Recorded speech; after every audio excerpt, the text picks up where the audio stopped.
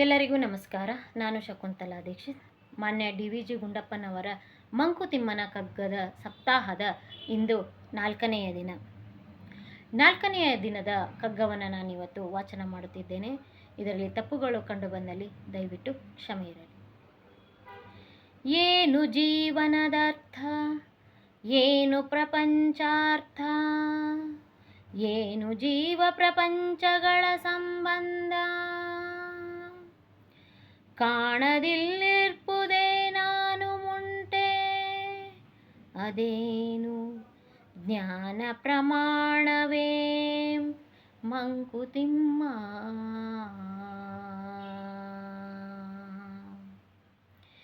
ಏನು ಜೀವನದರ್ಥ, ಏನು ಪ್ರಪಂಚಾರ್ಥ, ಏನು ಜೀವ ಪ್ರಪಂಚಗಳ ಸಂಬಂಧ, ಕಾಣದಿಲ್ಲಿರ್ಪುದೇ ನಾನು ಮುಂಟೆ, ಅದೇನು ಜ್ಞಾನ ಪ್ರಮಾಣವೇ ಮಂಕುತಿಮ್ಮ, ಮಂಕುತಿಮ್ಮ.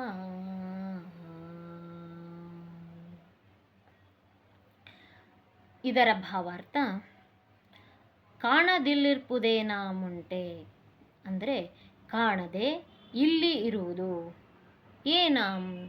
ಏನಾದರೂ ಉಂಟೆ ಅಂದರೆ ನಮ್ಮ ಜೀವನಕ್ಕೆ ಏನಾದರೂ ಅರ್ಥ ಇದೆಯೇ, ನಾವಿರುವ ಈ ಪ್ರಪಂಚದ ಅರ್ಥವೇನು, ನಮ್ಮ ಮತ್ತು ನಾವು ಇರುವ ಈ ಪ್ರಪಂಚದ ಪರಸ್ಪರ ಸಂಬಂಧವೇನು, ಇವೆರಡನ್ನು ಬೆಸೆದಿರುವ ನಮ್ಮ ಕಣ್ಣಿಗೆ ಕಾಣದ ಒಂದು ಶಕ್ತಿ ಏನಾದರೂ ಇದೆಯೇ, ಹಾಗಿದ್ದರೆ ಅದೇನು, ಅದು ನಮ್ಮ ವಿಚಾರ ಮತ್ತು ಜ್ಞಾನದ ಪರಿಧಿಯಿಂದ ಮೀರಿದೆಯೇ, ಹಾಗಾದರೆ ಅದು ಏನು ಎಂಬ ಭಾವಗಳನ್ನು ವ್ಯಕ್ತಪಡಿಸುತ್ತಾರೆ ಈ ಕಗ್ಗದಲ್ಲಿ ಮಾನ್ಯ ಡಿ.ವಿ.ಜಿಯವರು.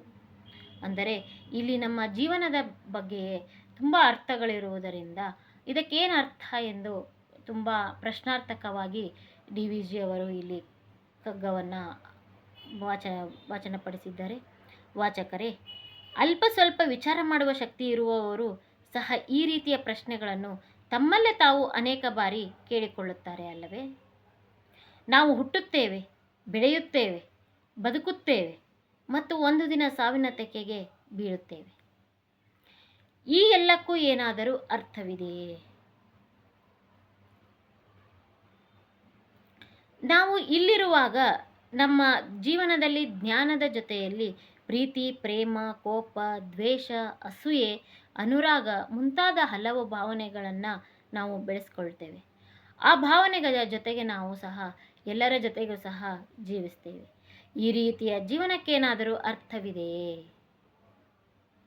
ವಾಸ್ತವ ಬದುಕಿಗೆ ಮಾತ್ರ ವಾಸ್ತವವೇ ಕಾರಣವೋ ಅಥವಾ ನಮ್ಮ ಕಣ್ಣಿಗೆ ಕಾಣದ ಆದರೂ ಈ ಎಲ್ಲವನ್ನು ನಿಯಂತ್ರಿಸುವ ಬೇರೆ ಯಾವುದಾದರೂ ಶಕ್ತಿ ಇದೆಯೇ?